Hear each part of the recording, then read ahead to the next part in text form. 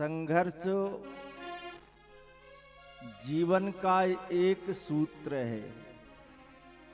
प्रत्येक प्राणी के जीवन में संघर्ष आता है। संघर्ष का तात्पर्य यहाँ यह है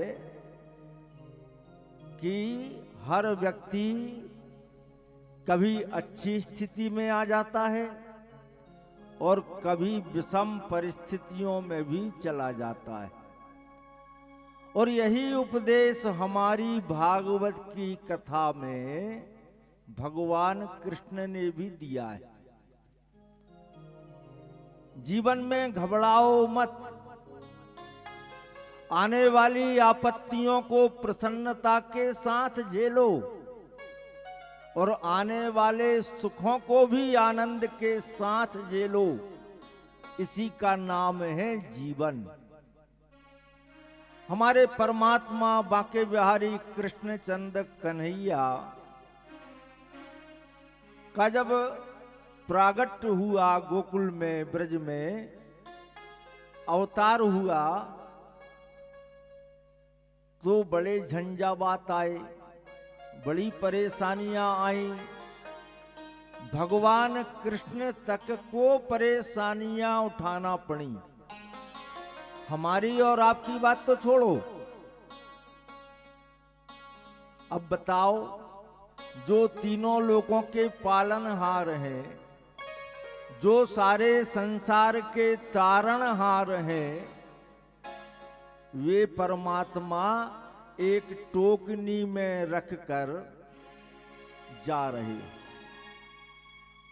अपार जलवृष्टि हो रही है और शेषनाग भगवान उनके ऊपर छत्ता लगाए हुए, छाता लगाए है। परेशानी की बात नहीं है। आपके घर में बालक होता है, बड़े एकांत में अच्छे से रखा जाता है, लेकिन जो तीनों लोकों का मालिक है वह स्वयं इस स्थिति से गुजर रहे हैं। पहली बात। दूसरी बात, भगवान का प्रागट्य हुआ और भगवान के प्रकट होते ही कलह शुरू हो गया, युद्ध शुरू हो गया, विवाद शुरू हो गए, कई प्रकार की बातचीत शुरू हो गई। सबसे पहले रात्रि महारानी आई थी कि जब आपका राम अवतार हुआ था प्रभु, तब आपने प्रातः दोपहर के समय मध्याह्न काल में ठीक 12 बजे आपने अवतार लिया था। लेकिन इस बार ऐसा नहीं करना। जब राम जी का प्रागट्य हुआ था तब आपको मालूम है कितने दिन का दिन हुआ था? 1 महीने का 1 दिन, 1 माह का 1 दिन। बाबा तुलसी ने उसे लिखा भी है, मास दिवस का दिवस भाव, मरम न जाने कोई। मास दिवस का दिवस भाव, मरम न जाने कोई। रथ समेत रवि था क्यों, निशा कवन विधि हो। 1 महीने का दिन। सूर्य नारायण थक गए थे। इस बार रात्रि आई भगवान के पास में, इस बार दिन में नहीं, आपको रात में आना है। भगवान ने कहा ठीक है। तो भाद्रपद शुक्ल पक्ष अष्टमी तिथि रात्रि के 12 बजे भगवान का प्रागट्य हुआ और देवताओं ने दुंदुभियां बजाई। देवताओं से ब्रह्मा इत्यादि देवता, यक्ष, गंधर्व, किन्नर, अप्सराएं और साक्षात मैया सरस्वती स्वयं गायन कर रही हैं भगवान के प्रागट्य उत्सव में। रात्रि को वरदान दिया था, हम रात्रि में आएंगे। चंद्रमा महाराज पहुंचे, कहने लगे प्रभु रामावतार में आपने जब जन्म लिया, अवतार लिया, प्रकट हुआ तो आप सूर्य वंश में आए थे। क्वा सूर्य प्रभवो वंशा क्वचाल्प विषयामति,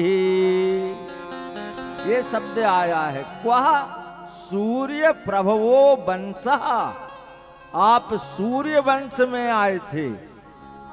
चंद्रमा को तो आपने छोड़ ही दिया, इसलिए भगवान ने कहा भैया तुम भी मत घबराओ, हमारा नाम भले कुछ कुछ रखा जाए, कृष्ण रखा जाए, मनमोहन रखा जाए, गोपाल रखा जाए, माखन चुरैया रखाया जाए, रास बिहारी रखा जाए, नाग नथैया रखा जाए, लेकिन मैं एक बात बता देता हूं, मेरे एक नाम के साथ में चंद्र भी लगाया जाएगा। इसलिए भगवान ने अपने नाम के साथ लगाया कृष्ण चंद्र भगवान की जय। तो बोलो कम से कम, बोलो कृष्ण चंद्र भगवान की जय। तो इस प्रकार से भगवान ने ये उपदेश दिया हमारे जीवन में। क्या दिया? कर्मण्ये बाधिका रस्ते मा फलेषु कदाचनो। अपने जीवन में अपने कर्तव्य मार्ग की ओर, अपने लक्ष्य की ओर बढ़ते जाओ। परेशानियां आती हैं, आने दो, लोग कुछ कहते हैं, कहने दो, लेकिन अपने लक्ष्य, अपने संकल्प, अपने उद्देश्य पर अड़ग रहो और आगे बढ़ते चलो, आपका जीवन सफल हो जाएगा। ये कृष्ण का उपदेश भागवत में आया है।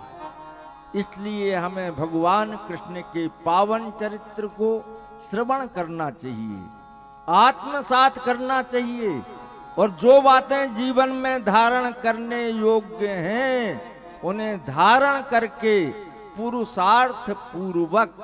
अब पुरुषार्थ क्या है? हमारे जीवन में 4 पुरुषार्थ होते हैं।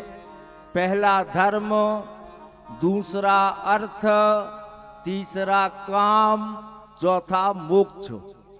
जीवन में धर्म सबसे पहले आया है।